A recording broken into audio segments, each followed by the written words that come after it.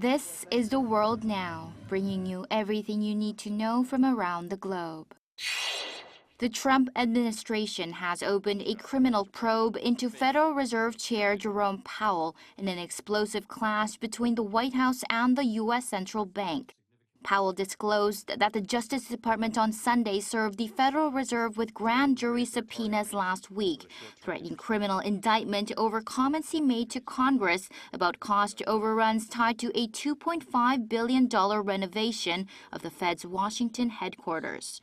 Powell pushed back publicly, calling the probe a pretext to strip the Fed of its independence and force interest rate cuts.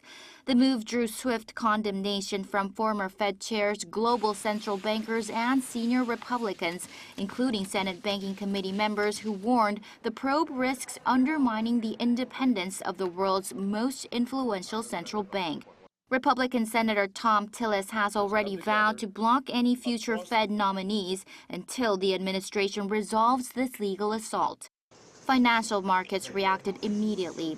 Long-term U.S. Treasury yields rose, gold hit a record high, and the dollar weakened as investors weighed the consequences of a politicized Federal Reserve. President Donald Trump will meet Venezuelan opposition leader and Nobel Peace Prize winner Maria Corina Machado at the White House. The meeting set for Thursday comes weeks after U.S. forces seized President Nicolas Maduro in Caracas. Trump has so far declined to endorse Machado as Venezuela's new leader, despite her coalition claiming victory in the country's disputed 2024 election. Instead, the U.S. has said interim President Delcy Rodriguez has been cooperative with Washington. Machado says her movement should lead Venezuela, rejecting former Vice President Rodriguez as a key figure in past repression. Trump has sent mixed signals questioning Machado's domestic support and respect, but agreeing to meet her days after she offered to dedicate her Nobel Prize to him.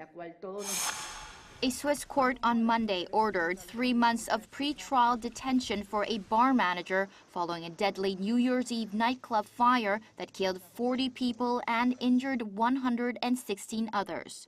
The court held the manager of the Le Constellation bar in Crans, Montana, citing flight risk as prosecutors pursue charges including involuntary homicide and involuntary bodily harm.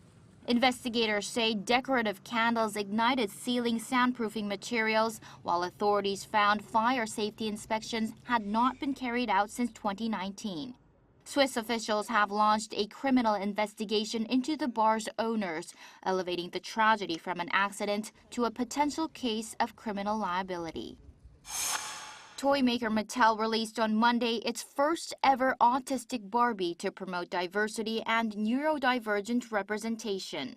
Mattel developed the doll over more than 18 months with the Autistic Self-Advocacy Network, designing features to reflect how some autistic people experience the world, including reduced eye contact, sensory tools, and noise-canceling headphones.